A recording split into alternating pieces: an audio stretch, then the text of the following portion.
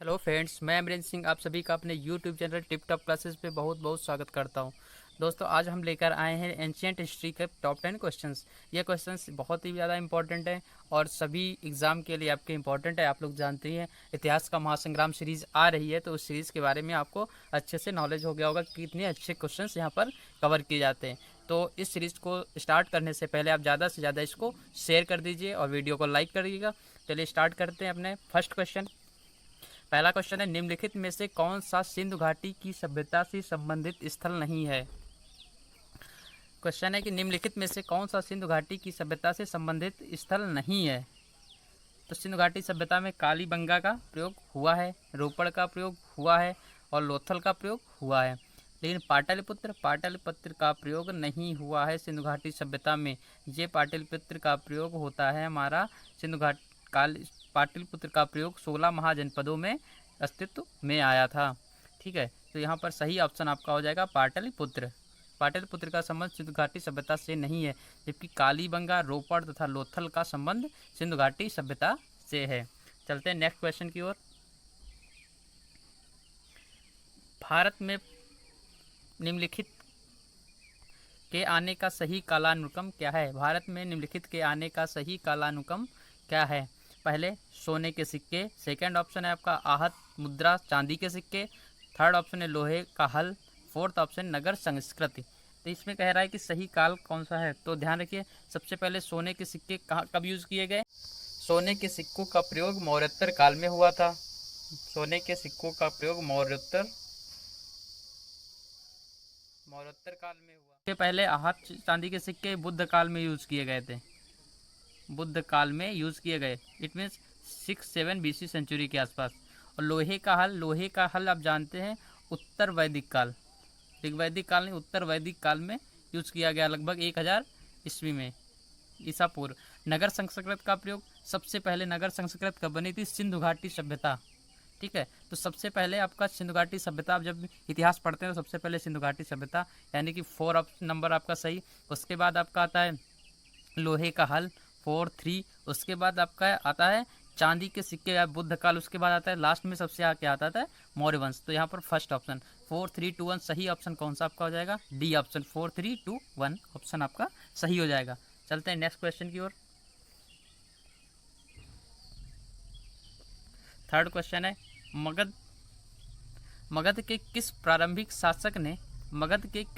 शासक ने राज्यारोहण के लिए अपने पिता की हत्या की एवं स्वयं इसी कारणवश अपने पुत्र द्वारा मारा गया।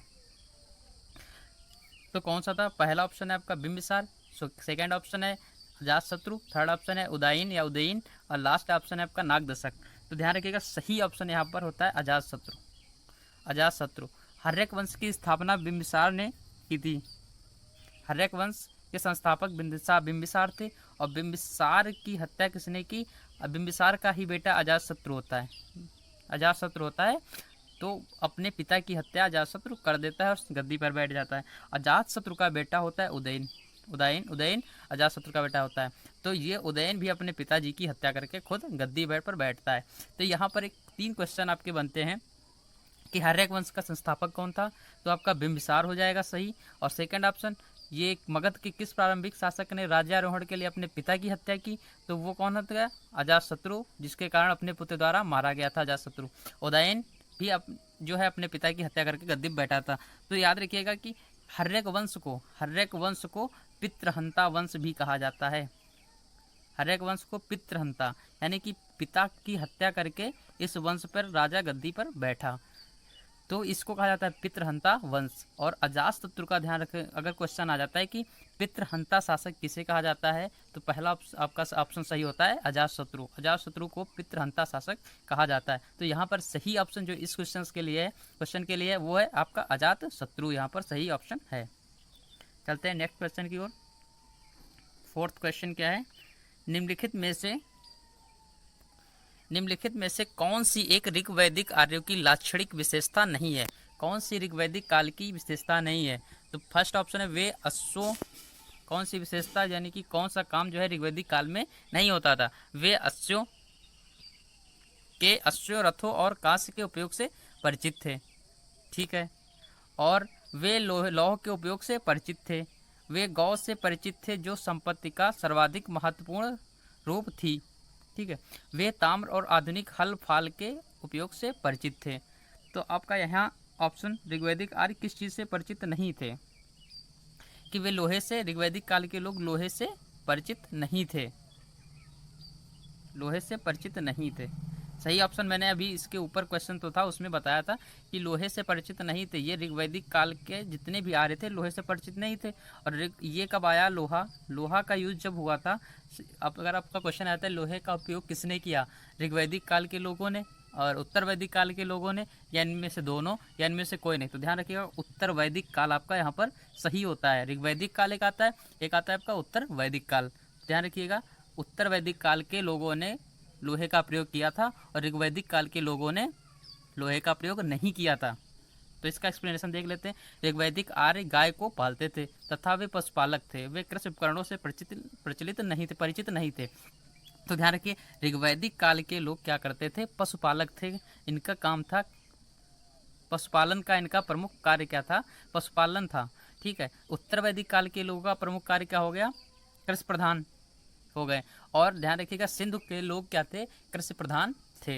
ये क्वेश्चन आ जाता है कि किस कृषि प्रधान कौन थे, तो आपके कौन होते हैं, एक आपके सिंधु घाटी सभ्यता के लोग हो जाएंगे, फिर उत्तर वैदिक काल के लोग हो जाएंगे। ऋग्वैदिक काल के लोग पशुपालक में प्रधानता रखते थे। ये आपका यहाँ पर सही हो जाता है। तो आगे हम देखते हैं ये यहाँ पर ऑप्शन सही है आपका बी, वे लोहे के उपयोग से परिचित नहीं थे ऋग्वैदिक काल के लोग। चलते हैं नेक्स्ट क्वेश्चन की ओर। फिफ्थ क्वेश्चन है, अच्छा क्वेश्चन है कि हड़प्पा संस्कृति के बारे में निम्नलिखित में से कौन सा कथन सही नहीं है।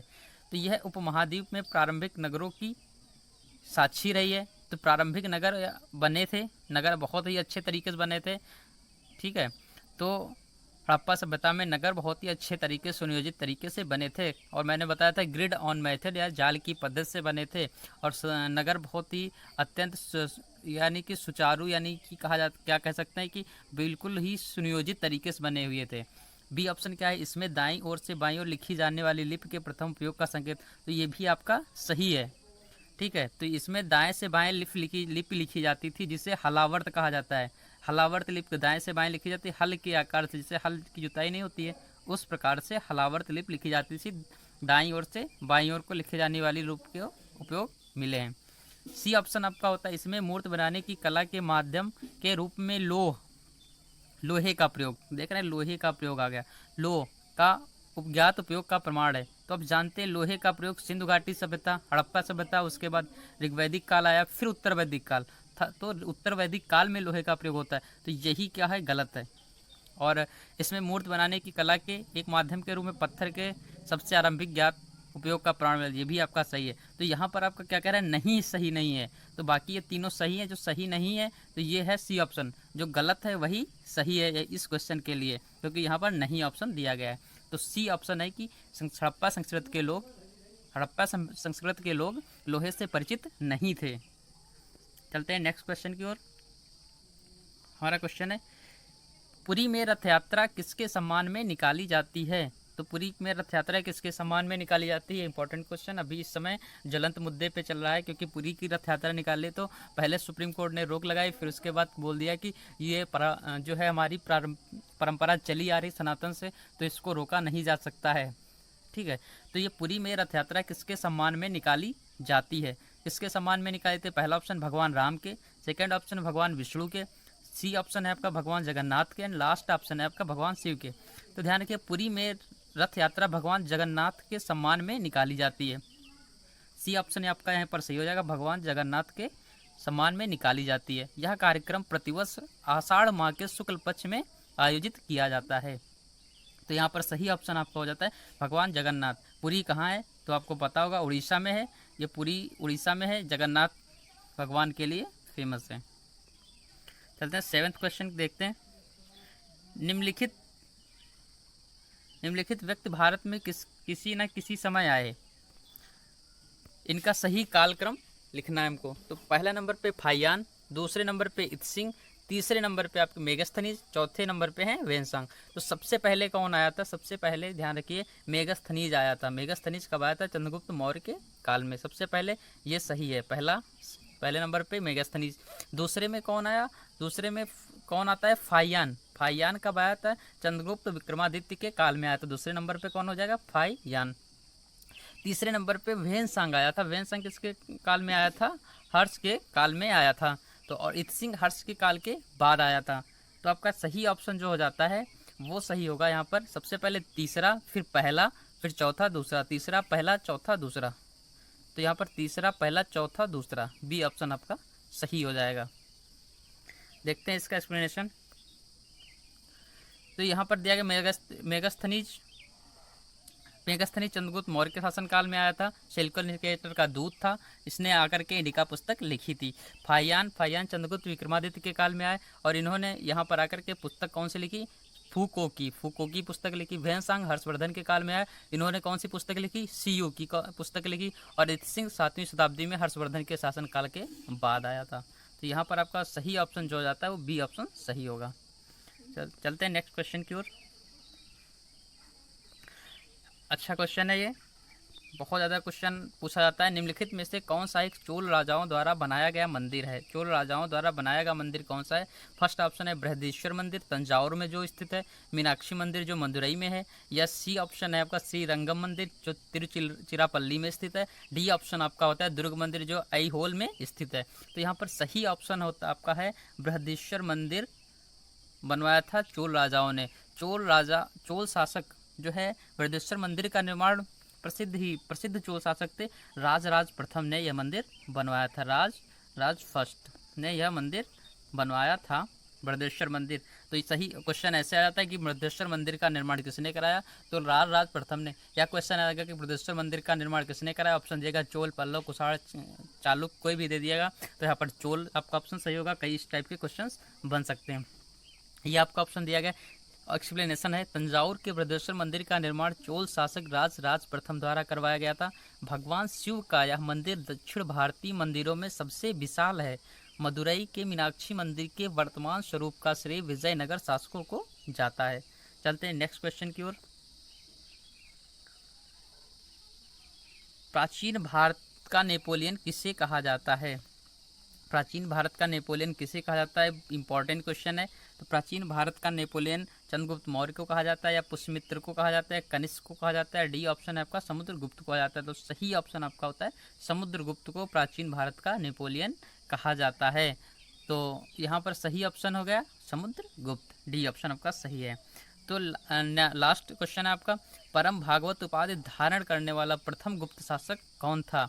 तो परम भागवत की उपाधि धारण करने वाला प्रथम गुप्त शासक कौन था? तो फर्स्ट चंद्रगुप्त प्रथम, समुद्रगुप्त, चंद्रगुप्त द्वितीय या रामगुप्त। सही ऑप्शन आपका होता है परम भागवत की जो उपाधि धारण किया था जिस शासक ने, वो शासक थे चंद्रगुप्त द्वितीय ने परम भागवत की उपाधि धारण की थी। इनके बारे में थोड़ा नीचे एक्सप्लेनेशन देख लेते हैं। चंद्रगुप्त द्वितीय 375 से 415 ईसा पूर्व ईस्वी में शासक रहे, ने परम भागवत की उपाधि धारण की थी। इसके शासनकाल को स्वर्ण काल कहा जाता है। इस काल में कला तथा साहित्य के क्षेत्र में बहुत प्रगति हुई, जिसे इस काल को स्वर्ण काल कहा जाता है। तो यहीं पर हमारे टॉप 10 क्वेश्चंस फिनिश होते हैं। और वीडियो को ज़्यादा से ज़्यादा शेयर करिएगा, और शायद आपको आई होप अच्छा ही लगा होगा ये वीडियो, तो अपने दोस्तों में शेयर करिएगा। और ज़्यादा से ज़्यादा, और वीडियो अगर आपने सब्सक्राइब नहीं किया है चैनल को, तो चैनल को सब्सक्राइब भी कर दीजिएगा। Okay, thank you class.